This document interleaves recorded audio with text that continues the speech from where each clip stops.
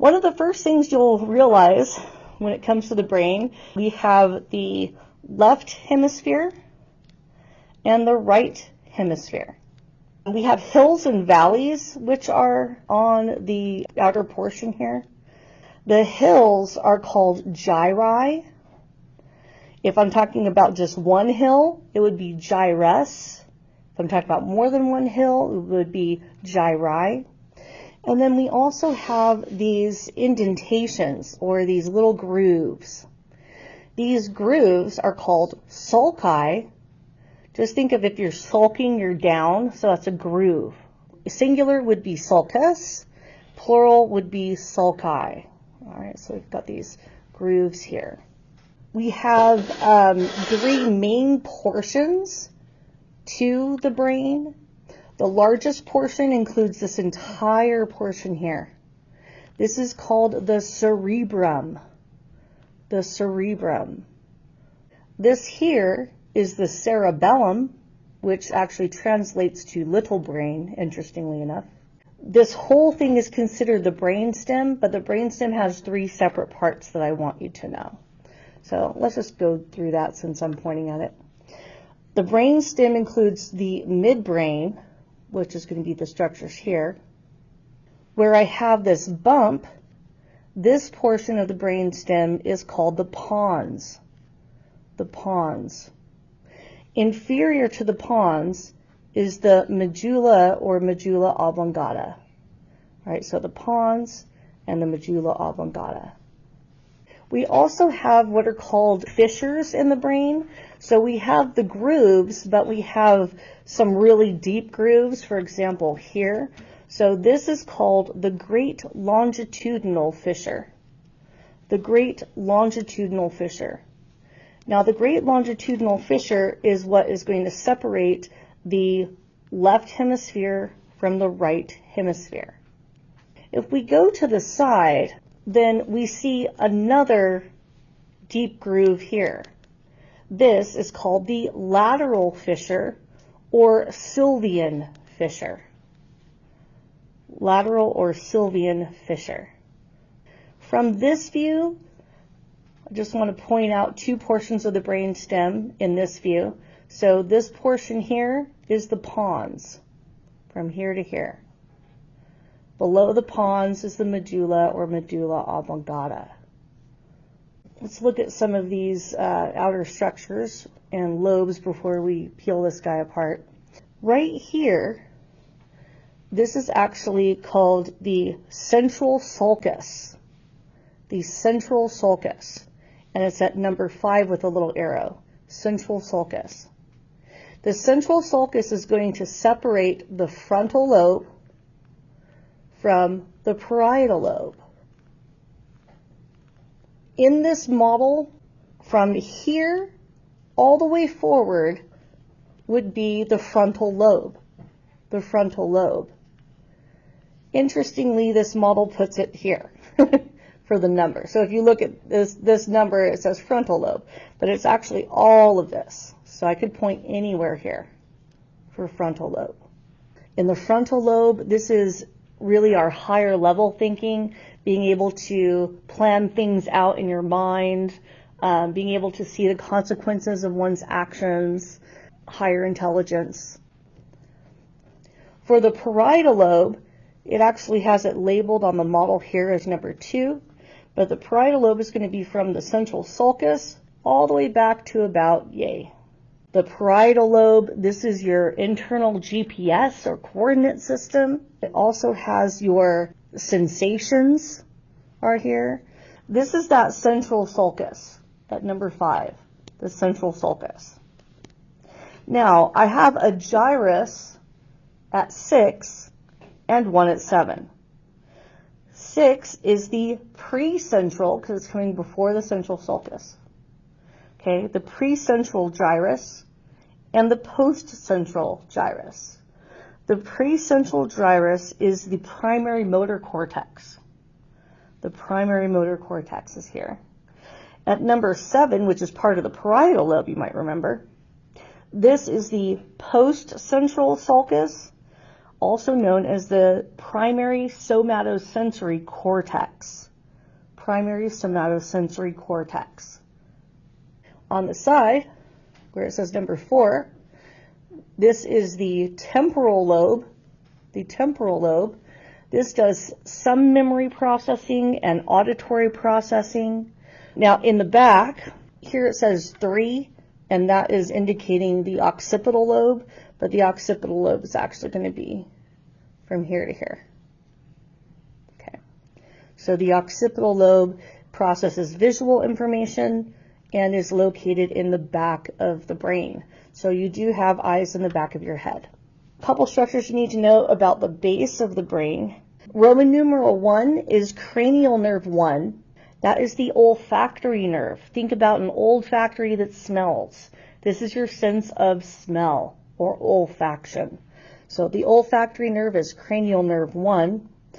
Here at number 8 is the olfactory bulb. The olfactory bulb. I also want you to know cranial nerve 2. Cranial nerve 2 is the optic nerve. The optic nerve. So the optic nerve is actually going to start in the eye. The optic nerve then intact leaves each eye and then is going to come here to the brain. So the optic nerve is cranial nerve number 2. At this point, I have visual information that's going to travel and cross to the other side of the brain. This is the optic chiasm. The optic chiasm. Oh, bummer. I just realized I don't have a pituitary gland. There's a big bean-like structure that would normally be right here. I'll put up like a picture of it so you guys can see one that has it on there. But there's a pituitary gland that sits here at the base of the brain, and the pituitary gland is going to secrete human growth hormone. It's important for growth and development. These right here, these little things that look like boobs, because these are the mammillary bodies. The mammillary bodies. I don't know if that's actually why they called them that, but yeah, mammillary bodies. Then of course the pons and medulla oblongata, and that's all you're responsible for that. The rest of the structures you need to know are inside. In this outer view, this is actually the cerebrum here, the cerebrum. Okay, this is the cerebellum here, the cerebellum. Now I have these white structures here. These are the arbor vitae of the cerebellum. The arbor vitae of the cerebellum. Okay.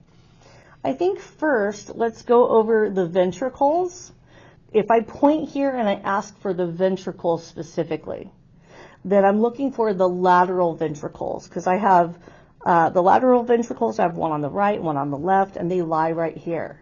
If I point here and I don't ask for the ventricles and I ask for the structure, this is actually the septum pellucidum. Okay, the septum pellucidum. And the septum pellucidum is going to separate the right and left lateral ventricles from one another. All right, so the lateral ventricles separated by the septum pellucidum lie here. Okay, right here, this is the choroid plexus of the third ventricle. The choroid plexus of the third ventricle. And then the rest of the third ventricle is seen here at number 20. The fourth ventricle is down here at E. Okay, this would be the fourth ventricle. The fourth ventricle. And that's at the base of the cerebellum. And at 34, we have a little arrow, but what 34 is actually supposed to be indicating, according to the key for this model, this is a cerebral aqueduct. Now, the cerebral aqueduct connects the fourth ventricle to the third ventricle. Okay, so the aqueduct is actually this whole thing here, cerebral aqueduct. All right, so let's go over some structures here. Here at 32, this is the tegmentum of the midbrain. Tegmentum of the midbrain. This bump right here is the pons. This is the medulla oblongata, or just simply medulla. This is the tectal plate. However, because of the function, I'd rather you know this as two different names. The superior portion of this is called the superior colliculus. And the superior colliculus is going to orient the eyes and head toward any bright flash of light, any sudden motion, an unexpected shadow appearing in your peripheral vision, anything that could mean danger. Your superior colliculus is going to automatically, before you even have time to think or process, it's going to orient your head and eyes toward any possible danger, which is really interesting. Similarly, the bottom portion of this tectal plate is called the inferior colliculus. And the inferior colliculus is going to orient your head and eyes towards any startling sound. So nice survival reflex mechanisms here.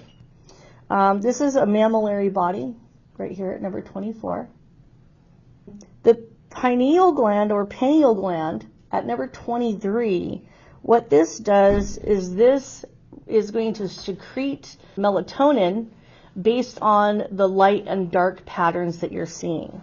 This is your sleep-wake cycle is governed by this small little pineal gland. Next to the pineal or pineal gland, I have the posterior commissure. Commissure just simply means connection. Here at G, that's the anterior commissure. And that's another connection between the right and left hemispheres. The main connection between the right and left hemispheres, though, is going to occur here. And this is the corpus callosum. So this whole structure here is the corpus callosum. Corpus callosum. Now, at the base of the lateral ventricles with the septum pellucidum separating them, I've got at number 12 the fornix. F-O-R-N-I-X, the fornix. At number 19, I have the thalamus, and at 21, the hypothalamus. So the thalamus and the hypothalamus.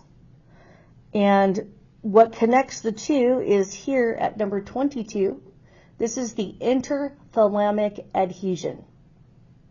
Interthalamic adhesion. Oh, yeah, and then there would be a pituitary gland right here. Sorry, no pituitary gland. All right.